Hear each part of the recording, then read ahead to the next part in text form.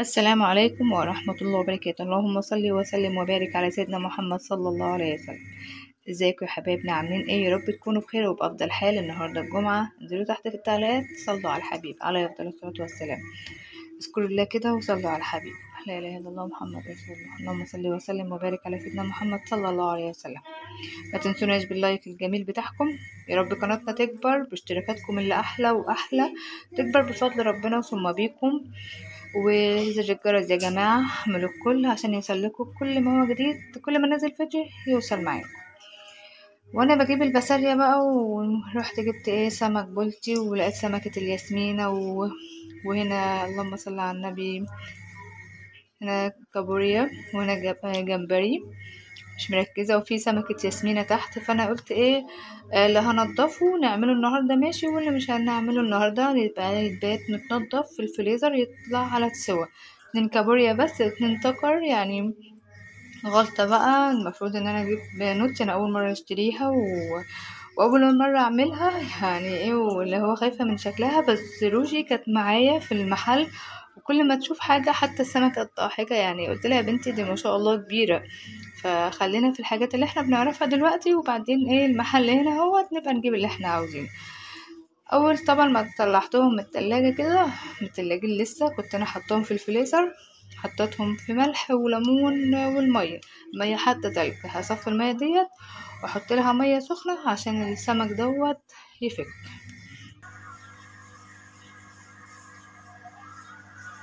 انا طلعت الكابوريا كده في الطبق، دوب بتشطفيها من اي رمل فيها. هنشوف بقى بتاع الجمبري ده اخطبوط، عشان التاش هناك شافت اخطبوط وكانت عاوزاه. بيبقى فيه كيس رمل هنا،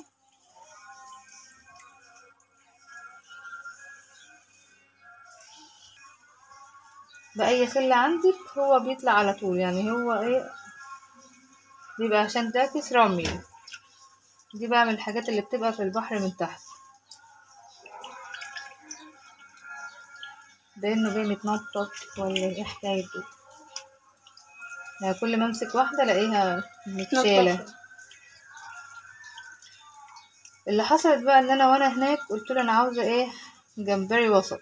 اجي ابص هنا الاقي جمبري من اللي هو لا صغنن اللي كبير، يعني تشكيلة ما شاء الله. دي كده. ايه ماما؟ ايه دي؟ بتاع اسمه ايه ده؟ جمبري. اه بس مش دي كلها يعني. ما شاء الله. حاجة برضه شنباته دي بتتقص.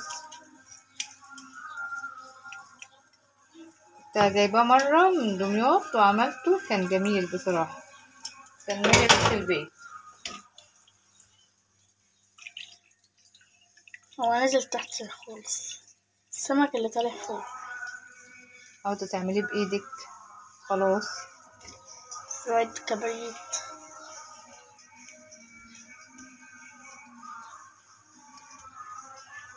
أغلبيته متنضف.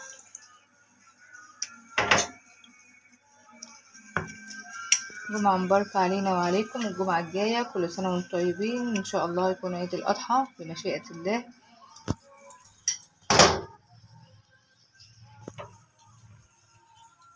تاني بعد ما طلعنا وبخرنا الشقة كده من أي ريحة ومن أي حاجة وحشة.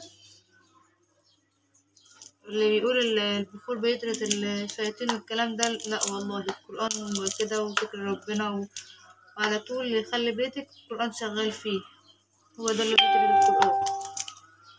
دلوقتي بقى بننضف السمكة الغلسة دي، يعني سمكة خلي بالك عشان بتعور الايدين.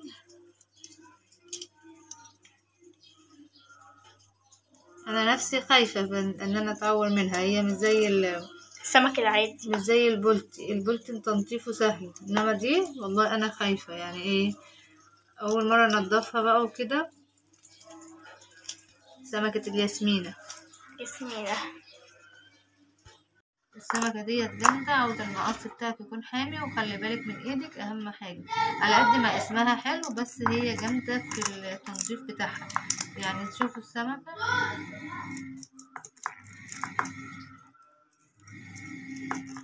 اهيت المقص. انا منضفة هنا 2 هما، وسمكة البلطي بتتنضف على طول.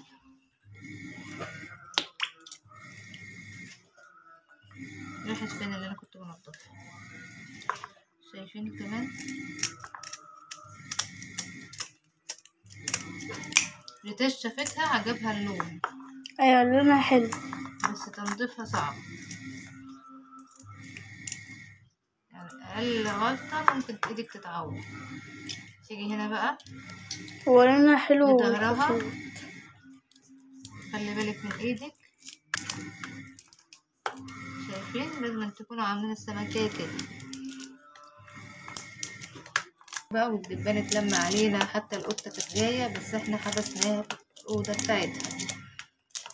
عندها قطة خاصة بيها. هوريكم بقى البلطي ده عكس الايه سمكة الياسمين. بسم الله الرحمن الرحيم. ده منضفاها.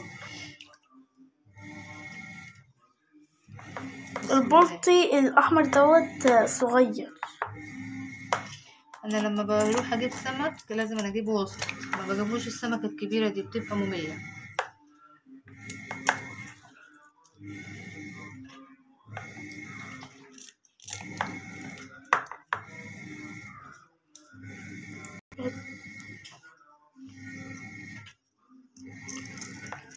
شايفين تنظيف سهل خالص.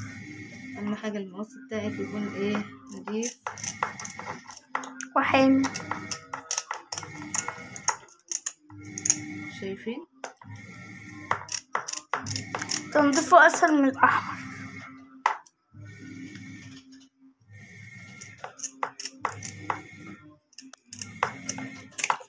السمكة بقى اللي هي بتقول عليها حمرا ديت اللي هي سمكة الياسمين. انتوا شفتوا الظهر بتاعها؟ شايفين دي أسهل جدا. الغسالة شغالة، اعذرونا.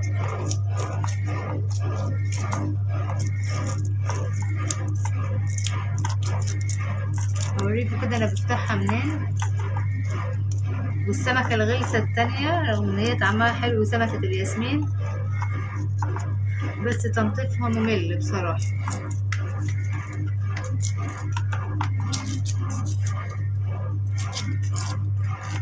كل ده ما عملناش الا سمكتين.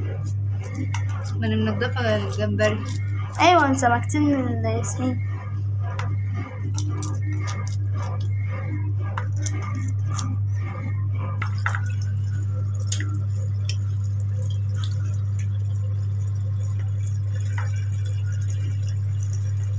هنا البلطي بيتفتح من هنا كده،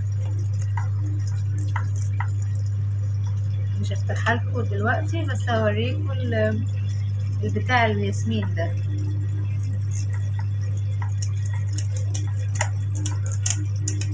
سمكة الياسمينة بقى ما بتتفتحش من هنا، بتتفتح من هنا. طول ما انتوا ايديكوا في المية كده، السمكية دي في المية بيبقى سهل تنضيفها. تيجي بقى لفتحها. بسم الله الرحمن الرحيم. طبعا اول حاجة بشيل الوش بتاعتها. بتضايقني الدبان ده، عاوزة افتح الشباك بس في نفس الوقت ايه مدي المطبخ روح، لان انا شايلة الشفاط.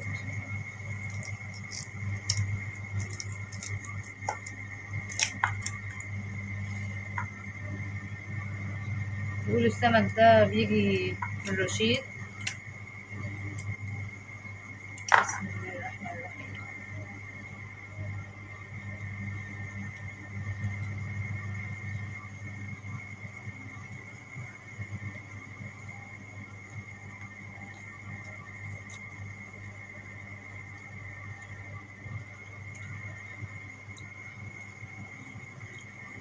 خلصي بقى تنظيف السمك الغريب ده، وادينا اتنين ايدك اي كريم مرطب، بسبب طبعا القشور بتاعته صعبة جدا. يعني طول ما هي في المية سهلة، يعني لدرجة ان انت بتشيليها بايدك. عارفين عامل زي ايه؟ زي الفسيخ لما بتيجي تنضفيه كده من الشوك بتاعه، من الشوك صحيح، من السل بتاعه. بسم الله الرحمن الرحيم. دي اللي انا منضفاها معاكم. افتحها حتى تتقص برد من السمكية الرخمة دي.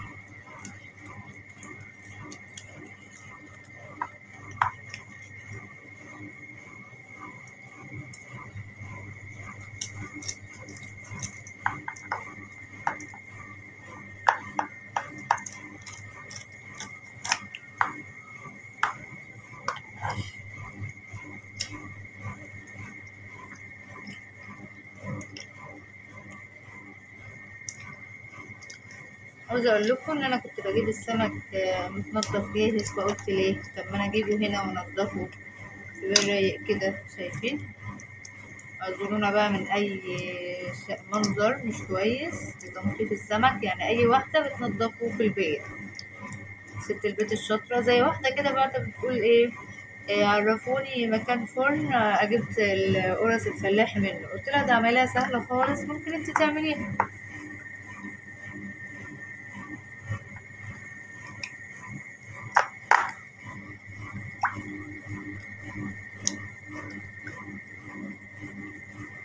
طبعا حاطة السمك، طبق للسمك وطبق للجمبري والاستاكوزا، الحاجات الرملية ديت عشان لو في اي رمل تنزل برضو مع المية.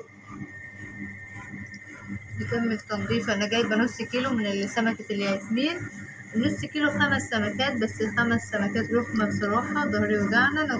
أنا كنت بنضف وانا بعمل على الحوض، قلت له لا هاتولي كرسي اقعد عليه، ما عرفتش انضف، كنت قاعدة على الارض. هنا نضفته بقى ورميت المية بتاعته وغسلت الطبق غسلة حلوة، بوم 7 بلطيات كده و5 ياسمين. غسله تاني غسلة حلوة ونرمي المية ديت ونبدأ بقى ايه، اللي هعينه هعينه واللي اسيبه اسيبه. يعني انا بقول ممكن اعين 4 بلطي واعمل الياسمين كله عشان اخلص منه بصراحة، يعني لسه هشوف هعمل ايه. هنا نضفت بقى السمك ونضفت الكابوريا، وحطيت للكابوريا والجمبري ليمون كده، وهنا حطيت ليمون بقى نجهز الحاجة بتاع الكابوريا. حلة بقى او صينية على النار كده فيها نقطة زيت بسيطة، حط الكابوريا، ما تستعمليش المعلقة، بتركيها بس غسالة مضطرب. وهنا الصينية كنت انا محضرة لها توم، 5 فصوص توم، لسه فاضل، عملت 4 ولسه فاضل 1، وطماطم وفلفل هادي وشطة وبصل كده ايه تمام. اعمل كمان طماطمتين. وهنا انا سبتها احمرت، ما سبتهاش بمعلقة، مسكت من ايه من الدعابة بتاعتي كده ولقيتها ما شاء الله احمرت من تحت. بقى تقعدي تقلبي فيها بأي حاجة. هنزل بقى بالشوية اللي انا عاملاهم هنا عليها، نزلت بالحاجة عليها برضه تنيتي قلبي فيها كده، فوطت عليها وهنعمل الجمبري. دول اللون اللي هو تحت دي كان ملح وكمون وفلفل اسمر، وهعصر ليمونه ونقلبها بقى بايدينا، ما فيش استعمال معلقه خالص. هنا جهزت بقى الجمبري اللي حسين طلبه، ريتاج كانت معايا فشدت في الكابوريا والياسمين. انا كنت رايحه عشان اجيب بولتي، وطلب حسين قالت لي يا ماما عاوزه كذا، وشافت الاخطبوط والسمكه الضاحكه، قلت لها لا اقفي. كمبري بقى بحط له شطه كتير، حط له عملت له زي صلصه كده تحت، وفوق عملت طرنشات وحطيت فلفل اسمر وملح وكمون والثوم، ونسيبه بقى يستوي وتاخد راحته. وهنا نفس الحكايه يستوي وراحت راحته. منقيه الرز، هنروح نعمل النهارده رز بالبصل. الحاجات دي قلت لهم رز بالبصل. وهنا في حله كده جبت بصلايه كبيره وعملت معلقتين سمنه ومعلقتين زيت، وتسيبها بقى تتحمر على ما نغسل الرز والميه بتاعه الرز تسخن. طبعا انا بحط للرز ميه سخنه. وهنا العصابه الصغيره جت ريتاج قالت لحسين تعالى شوف الكابوريا مش عارفه ايه، طبعا اول مره يشوفوها، انا فين مش عارفه ايه، والتفاصيل بقى الاطفال اللي احنا ما بنخلصش منها قلبتها لهم كده. وطبعا على ما البصله احمرت سبتها تحمر كده لسه، بقيت ايه ابص عليها كل شويه عاوزه اغطي الحاجات ديت ومش فاضيه. بتقول يا ماما انا جعانه، وهي كانت فاطره حاجه بسيطه كده، كنت مصبنه الحاجات دي بالصابون وركنتها. معلقه قرفه او شويه كده وبحطها على البصل. باخد بقى معلقه ملح بسيطه خالص عشان البصل يدبل معانا بسرعه. غيرت التوابل، غيرت نظام الرخامه خالص. وهنا برضو يعني ايه ظبطت شويه حاجات كده في المطبخ. طبعا ايديا في البصل على طول عشان ايه ما يتلهفش مننا. القرفة عاملة ريحة المطبخ جميلة، أنا بحبها بعشقها كده.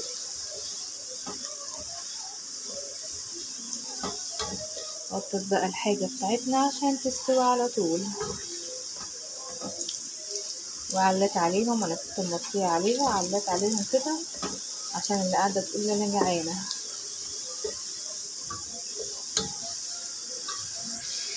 البصلة هنا ما شاء الله هنزل بقى بالرز بتاعنا والملح والمية السخنة، ونقلب تقليبة طبعا بعد ما نحط الرز والملح، وبعد كده نقوم منزلين بالمية ونقلب بقى.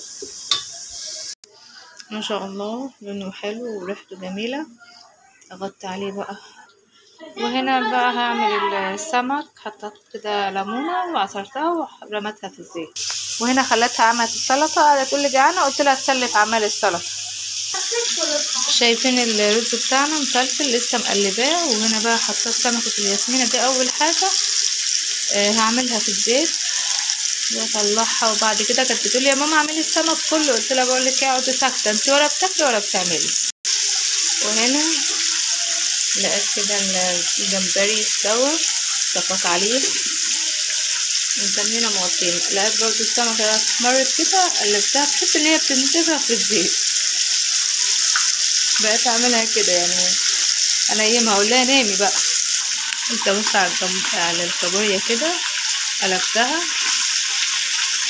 ونرجع نغطيها تاني. وهنا خلصت قلت السمك والسمك الياسمين والجمبري، وعملت الكابوريا وخلت ريتاج عملت السلطة.